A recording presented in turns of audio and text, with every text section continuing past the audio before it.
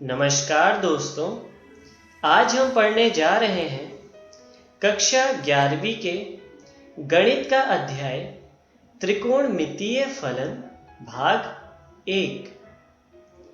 तो वीडियो शुरू करने से पहले आइए जानते हैं कि आज हम क्या क्या पढ़ने वाले हैं। तो हम शुरू करेंगे कोण से, उसके बाद हम पढ़ेंगे डिग्री माप तथा सबसे अंत में हम पढ़ेंगे रेडियन माप। तो चलिए वीडियो शुरू करते हैं परिचय के साथ। आप सभी किसी एक दिशा में दो सरल रेखा का योग करना जानते ही हैं।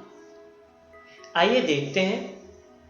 चलिए हम यहां पर एक सरल रेखा लेते हैं जिसका नाम है ए बी, तथा हम यहां पर इसी दिशा में एक और सरल रेखा लेते हैं जिसका नाम है बी सी।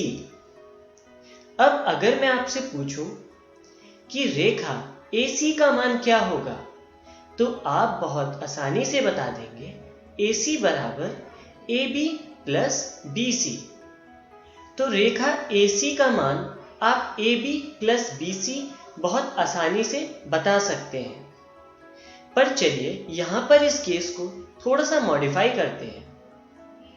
हम एक दूसरी रेखा लेते हैं AB तथा रेखा BC को कुछ इस प्रकार लेते हैं। तो यहां पर है रेखा AB और रेखा BC, और हमें फिर से AC का मान ज्ञात करना है। तो क्या यहां पर AC का मान AB प्लस BC होगा? नहीं, यहां पर AC is not equal to AB plus BC। तो इसी तरह की गणनाओं का अध्ययन हम त्रिकोणमिति के अंदर करते हैं। तो चलिए आइए हम त्रिकोणमिति को समझते हैं।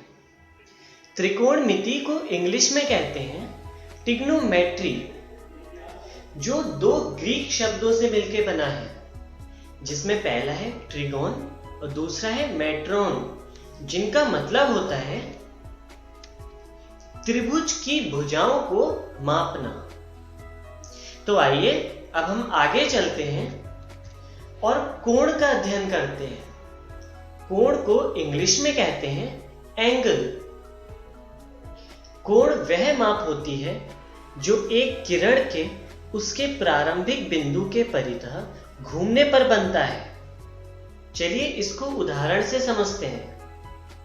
मान लीजिए ये एक किरण है जो अपने प्रारंभिक बिंदु के परितः इस प्रकार घूम रही है, और इसके इस घूमने के माप को ही कोण कहते हैं। तो आइए आगे बढ़ते हैं और प्रारंभिक भुजा को समझते हैं।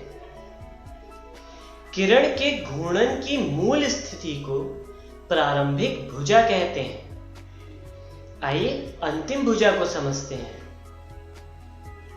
किरण के घूर्णन की अंतिम स्थिति को कोण की अंतिम भुजा कहते हैं। चलिए आगे चलते हैं और कोण के शीर्ष पर नजर डालते हैं। किरण के घूर्णन बिंदु को शीर्ष कहते हैं। अब आइए इन तीनों के लिए हम एक उदाहरण लेते हैं। मान लीजिए ये कोई किरण है जो अपने प्रारंभिक बिंदु के परितः इस प्रकार घूम रही है। तो इसकी प्रारंभिक किरण, जिसे हरे रंग से दिखाया गया है, इसे प्रारंभिक भुजा कहते हैं, तथा अंतिम किरण, जिसे लाल रंग से दिखाया गया है, उसे अंतिम भुजा कहते हैं। तथा इन दोनों के क्रॉस सेक्शनल पॉइंट को शीर्ष कहते हैं। तो चलिए अब हम आगे बढ़ते हैं और धनात्मक कोण के बारे में पढ़ते हैं। यदि प्रारंभिक भुजा व अंतिम भुजा द्वारा बनाए गए कोण का घूर्णन वामाव्रत है, तो उस कोण को धनात्मक कोण कहते हैं। आइए इसे फिगर से समझते हैं। यहां पर हम एक प्रारंभिक भुजा लेते हैं जो वामाव्रत यानी एंटी क्लॉकवाइज घूम रही है। तो एंटी क्लॉकवाइज घूमने की वजह से इस कोण को धनात्मक कोण कहते हैं, जहां पर भुजाओं के नाम इस प्रकार है। यह प्रारंभिक भुजा, यह अंतिम भुजा तथा यह है शीर्ष बिंदु। अब आइए हम ऋणात्मक कोण के बारे में पढ़ते हैं। यदि प्रारंभिक भुजा व अंतिम भुजा द्वारा बनाए गए कोण का घूर्णन दक्षिणाव्रत है तो उस कोण को ऋणात्मक कोण कहते हैं। दक्षिणाव्रत का मतलब होता है एंटी क्लॉकवाइज। आइए हम इसे फिगर से समझते हैं। इसके लिए हम एक प्रारंभिक भुजा लेते हैं जो दक्षिणाव्रत यानी क्लॉकवाइज डायरेक्शन में घूम रही है। तो क्लॉकवाइज यानी दक्षिणावर्त दिशा में घूमने की वजह से इस कोण को ऋणात्मक कोण कहते हैं, जहां पर यह हमारी प्रारंभिक भुजा है, ये अंतिम भुजा तथा ये शीर्ष बिंदु है। तो आइए अब आगे बढ़ते हैं और डिग्री माप के बारे में पढ़ते हैं। इसके लिए भी हम एक प्रारंभिक भुजा लेते हैं जिसे हम मानते हैं कि वामाव्रत दिशा में घूम रही है, मतलब एंटी क्लॉकवाइज डायरेक्शन में, जो कि इस प्रकार अपना घूर्णन कर रही है। और हम मानते हैं कि कुछ समय के उपरांत अपना एक पूरा घूर्णन करके अपनी प्रारंभिक स्थिति पर वापस आ जाती है। और इस पूरे बने कोण को हम 360 डिग्री बोलते हैं। तो इसके अकॉर्डिंग हम कह सकते हैं कि 1 डिग्री बराबर 1/360 गुणा एक घूर्णन, जहां पर ये 1 डिग्री को प्रदर्शित करता है। तो चलिए अब हम आगे बढ़ते हैं और डिग्री से छोटे कोण के कुछ अन्य मात्रकों पर नजर डालते हैं। तो आइए देखते हैं। यहां पर हम 1 डिग्री को लिख सकते हैं 60 मिनट, जिसको इस प्रकार प्रदर्शित किया जाता है। मिनट के लिए हम संख्या को उसके ऊपर डैश लगाकर लिखते हैं। तो आइए देखते हैं कि मिनट से छोटी यूनिट क्या होती है। तो 1 मिनट को लिखा जा सकता है 60 सेकेंड्स, जिसको इस प्रकार प्रदर्शित किया जाता है। यहां पर सेकंड के लिए संख्या के ऊपर डबल डैश लगाए जाते हैं। तो चलिए अब हम आगे बढ़ते हैं और कोण को डिग्री में मापने के कुछ उदाहरण देखते हैं, जिसमें पहला उदाहरण इस प्रकार है। यहां पर हम एक किरण लेते हैं जो एंटी क्लॉकवाइज यानी वामाव्रत दिशा में एक कोण बनाती है। तो अगर आप ध्यान से देखें तो यह कोण लंबवत कोण से आधा है, तो इसलिए इसको हम बोलेंगे 45 डिग्री। आइए अगला उदाहरण देखते हैं। इसमें भी हम एक रे लेते हैं जहां पर दूसरी रे इससे इस तरह कोण बना रही है, जो कि एक लंबवत कोण है, इसलिए इसको हम बोलते हैं 90 डिग्री। आइए अगला उदाहरण देखते हैं, जिसमें हमारी पहली किरण इस प्रकार है तथा कोण बनाने के बाद अंतिम किरण इस प्रकार है। तो यह हमारा पूरा कोण 180 डिग्री कहलाता है, इसलिए सरल रेखा पर बने कोण को 180 डिग्री कोण कहते हैं। आइए आखिरी उदाहरण देखते हैं। यहां पर हमने प्रारंभिक किरण बनाई है तथा इससे एक कोण बनाती हुई अंतिम किरण इस प्रकार है। तो अगर आप ध्यान दें तो यह कोण क्लॉकवाइज यानी दक्षिणाव्रत दिशा में बन रहा है, इसलिए यह कोण ऋणात्मक यानी नेगेटिव होगा और इसको हम इस प्रकार लिखेंगे -45 डिग्री। तो आइए अब हम आगे बढ़ते हैं और रेडियन माप पर नजर डालते हैं। एक इकाई त्रिज्या के एक वृत्त में एक इकाई लंबाई के चाप द्वारा शीर्ष पर बनाए गए कोण को एक रेडियन कहते हैं। आइए देखते हैं किस प्रकार। यहां पर यह एक रेखा है जो एक कोण बना रही है।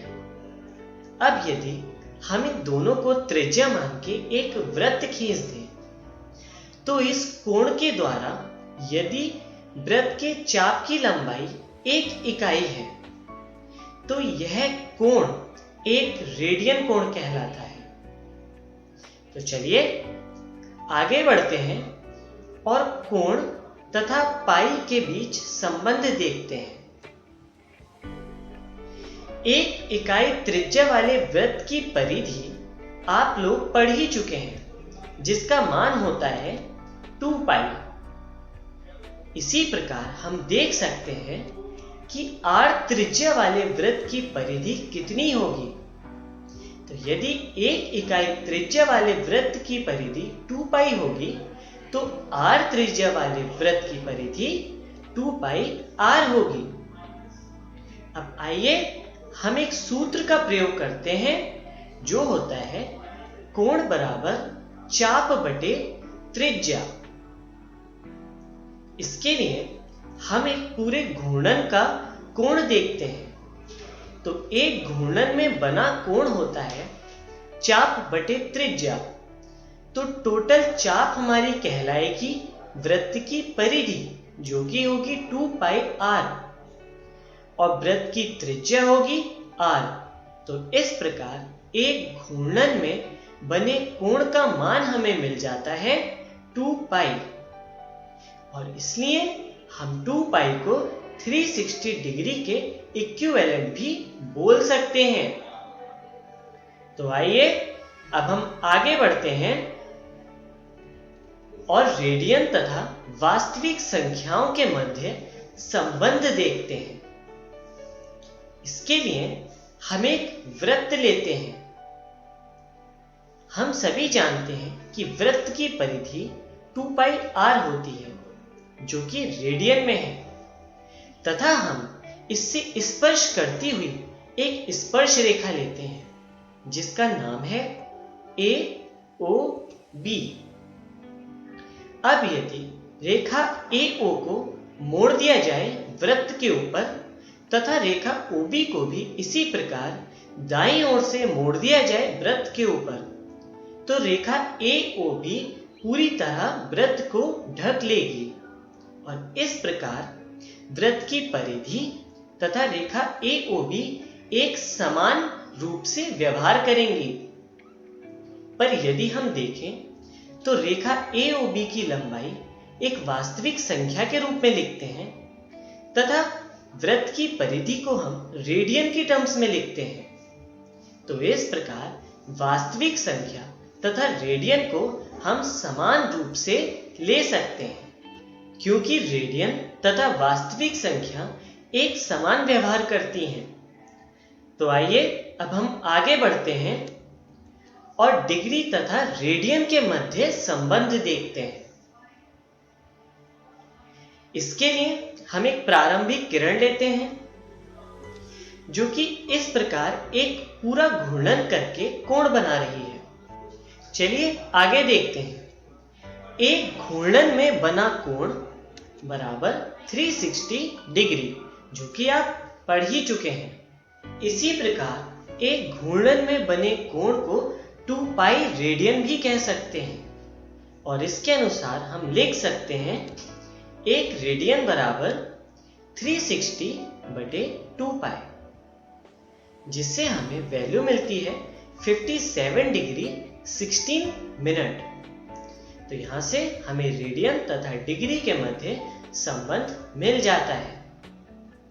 तो आइए अब आगे बढ़ते हैं और जानते हैं कि आज के वीडियो में हमने क्या क्या सीखा।